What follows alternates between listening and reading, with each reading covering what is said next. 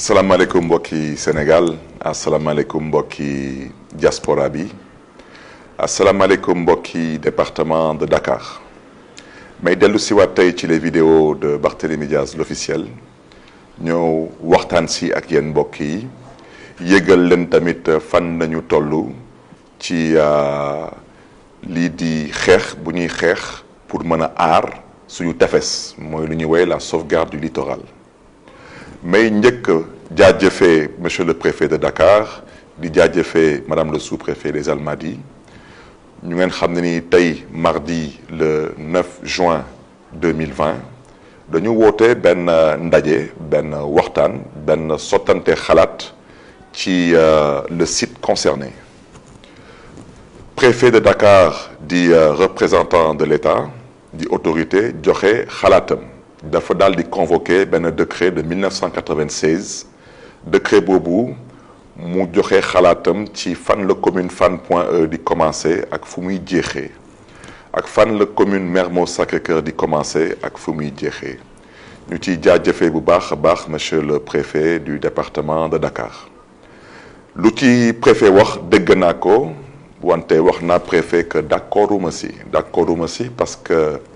lii di géeju Mermoz mi ngi biir commune de Mermoz Sacré-Cœur te loolu amul benn mbindeef bu fi mën a dugal ci boppu askan wi leneen parce que fii la ñu juddoo ñun fii la ñu yaroo une fois de plus te indiqué naa ko tamit à monsieur le préfet de Dakar respectueusement nee naa ko décret 1996 bu ngeen convoqué décret boobu bu ngeen di ko convoqué ak buñ koy jël am na ay tali yu ngeen xam ne ni jamono yi ça n'existait pas dans le département de Dakar man nag lu ma convoqué moi j'ai convoqué le décret 2008-1025 du 10 septembre 2008 ku convoqué décret 96 man ma convoqué décret 2008 décret 2008 day abrogé décret 96 kooku moom daanaka ala kulli al ñëpp xam nañ ko bugguma xëccoo ak kenn parce que suma cër du di xëccoo wala di werante ak préfet de Dakar wala di xëccoo wala di werante ak sous-préfet des Almadies parce que ñoom ak ñun benn lañu moo tax ma ñaax suñu avocats yi nañu saisir la justice sénégalaise saisir le juge compétent en la matière pour ñu mën a am ci ñoom lu ñuy woyee ci tubaab surseoir à exécution daanaka na ñëpp taxaw na ñëpp teg lépp ci suuf ba justice sénégalaise daal di ci joxe xalaatam loolu moo jaadu mbokk yi lu may wax dafa am solo du waxu politique waxu suñu moomeel la suñu alal la suñu ëllëgu doomi la man Barthélémy Diaz wax naa ko nee naa bépp citoyen sénégalais personne physique wala personne morale nga yor sa ay dossier nga indi ko te awma lenn lu ma ciy teg daanaka awma lenn lu ma mën a convoqué ci code général des collectivités locales muy loi awma lenn lu ma mën a convoqué ci code de l'urbanisme muy loi awma lenn lu ma mën a convoqué ci code de l'environnement muy loi wax dëgg yàlla booba naa la signer sa këyit te wax naa ko moo tax ma ne amul benn révélation bu ñu fi def ci Barthélémy Diaz parce que j'ai déjà indiqué que j'ai eu à signer des permis de construire sur le domaine public national ou sur le domaine public maritime parce que nag ku dem ba am sa wërsëg man kenn faluma bu may xañ nit ñi seen wërsëg wante dégg naa fii suma benn kilifa di suma wójur di monsieur Pierre Goudiaby Atepa jot fii wax ay wax ñu ma jàpp ne ni mënoon na ñàkk lenn rek laa bëggoon wax ci lii di domaine public maritime je pense que Pierre Goudiaby Atepa ci jamono président Abdoulaye Wade ñu ñëpp xamoon nañ que moo nekkoon le conseil architecte du président Abdoulaye Wade donc moom ci boppam ci domaine public maritime je pense que suñu waxee tey porte du millénaire kooku xalaatu Pierre Atepa la te bu mu koy défendre kenn musuma dëgg ma koy xas parce que mën naa juum wante am naa yaakaar ne ni que particulièrement askanu Médina dañ ci gis seen bopp dañ fay dem di fa féexlu beneen bi tamit tey yéen ñëpp gis ngeen tey am na benn scandale bu rëy bu ñuy waxtaanee ci biiru suuf fii biir Sénégal mooy scandalu Mamel. Mamel dama bëgg tamit sénégalais yi particulièrement Dakar waaye ñu xam lan mooy Mamel ku wax Mamel yaa ngi tudd ñaar benn bi mooy fu am le phare des Mamelles te ñu ñëpp ñu xam ko beneen bi mooy fu ñu tabaxee le monument de la Renaissance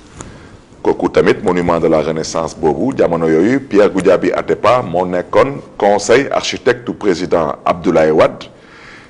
askan wi ñaxtu nañu xeex nañu xuloo nañu tuur nañ seen deret ndax monument boobu ñu bañ ko fa tabax wante tey chacun peut apprécier à sa juste valeur utilité bu monument bi am ci le quotidien des Sénégalais am déet lu ma ci bëgg a wax mooy je pense que ñun ñëpp dañu nar a assumer suñu ay responsabilités waaw te bañ a dëkkaloo doomu gor fu mu dëkkul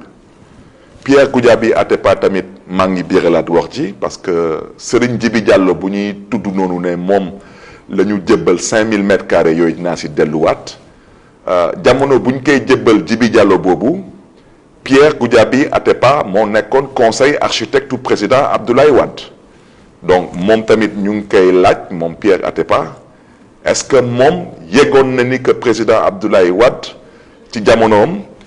dañu instruiroon benn dossier de 5000 mètres carrés pour attribuer ko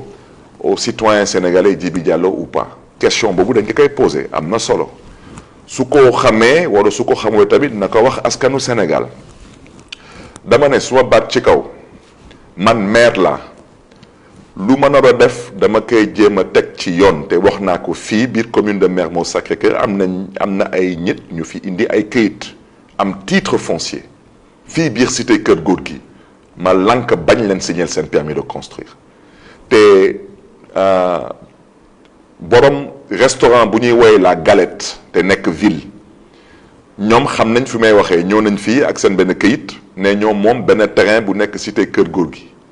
indi seen këyit lépp mët mën na leen terrain boobu ba ko SICAP di aménager cité Kër Gorgui ci seen plan d'aménagement jardin public la naroon doon kon nag man mënuma signer permis de construire boobu parce que loolu mooy lu ñuy woowee détournement d'objectif te waa domaine ñu ngi may dégg bu ci tegu ci Sacré-Cœur 3 fu ñuy woowee montagne ak vallée am na fa benn bayal bu mag a mag macha allah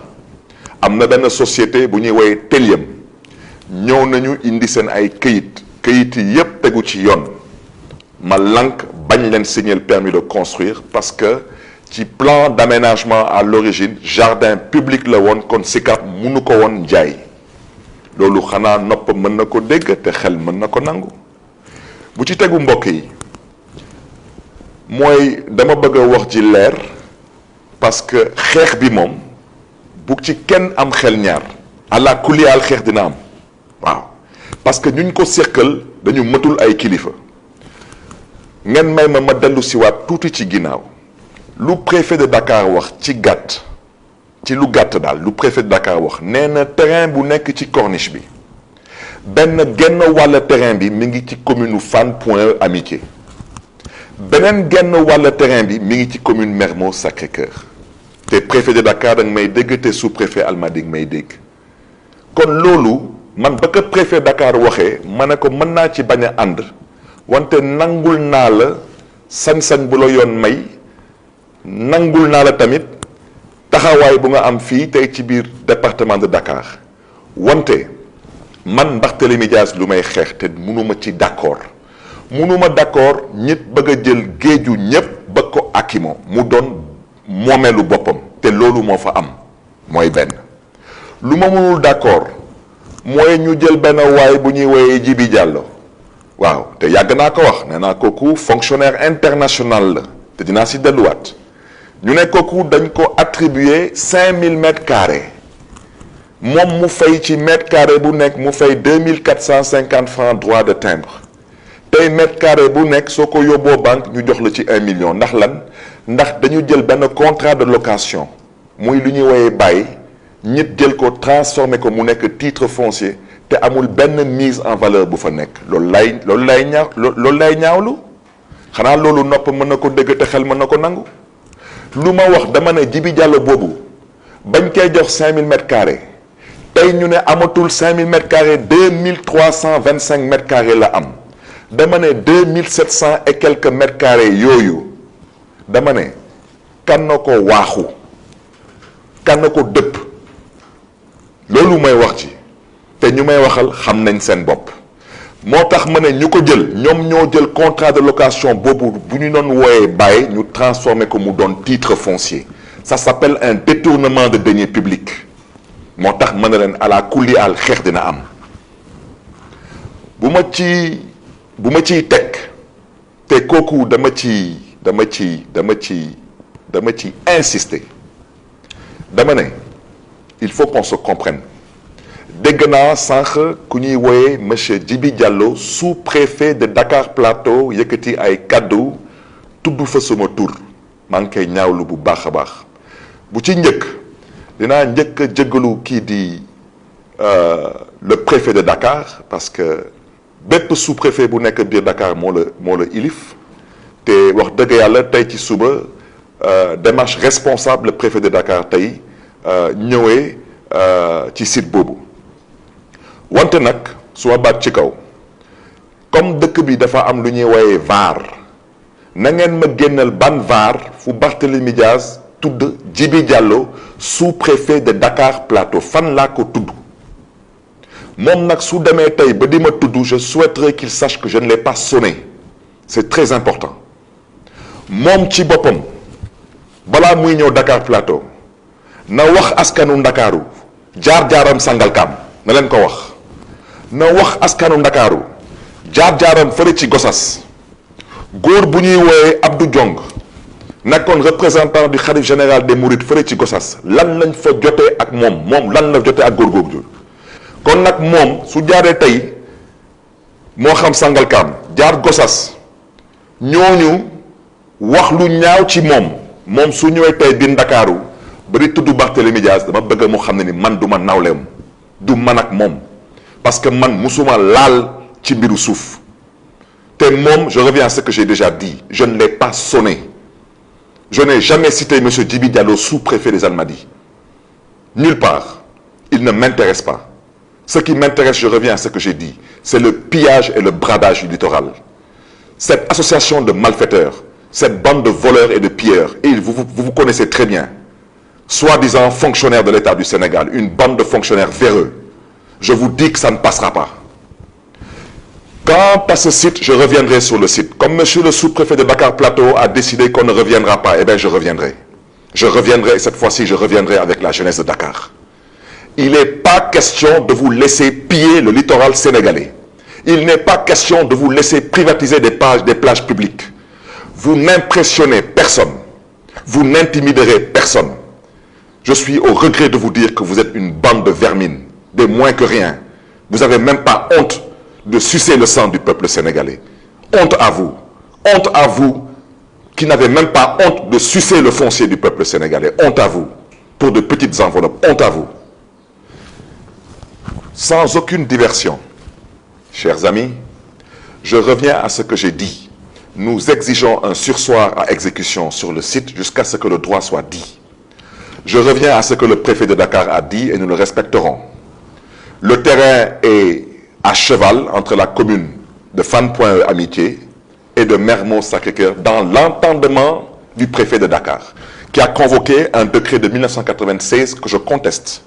Je n'ai pas dit que j'ai raison sous le préfet de Dakar. Je dis que je le conteste avec un décret 2008-1025 du 10 septembre 2008. À la justice de dire le droit. Je terminerai par dire au peuple de Dakar et à la jeunesse de Dakar, levez-vous, mobilisez-vous. Il y a des choses qui sont inadmissibles dans une république qui se respecte. Inadmissibles. Mbokk yi maa ngi leen di jéggalu si les propos ont pu être assez durs, mais aujourd'hui, force est de dire et de reconnaître que trop c'est trop. Il y en a franchement marre de ce pillage à ciel ouvert. Nous devons nous mobiliser, nous devons revenir à la raison. Nous devons faire preuve de responsabilité et nous devons faire preuve de tenue et de retenue. On ne peut pas accepter aujourd'hui qu'une petite brochette de privilégiés pensent être mieux nés que l'écrasante majorité des Sénégalais et veulent s'approprier toutes les richesses de ce pays avec la complicité, une fois de plus, et les magouilles de certains fonctionnaires véreux. Et si ces fonctionnaires ne sont pas contents, ils n'ont qu'à aller saisir la justice sénégalaise et on verra bien ce que leur mécontentement donnera comme résultat. Mbokk yi ñu ngi leen di gërëm di leen di sant jërë ngeen jëf.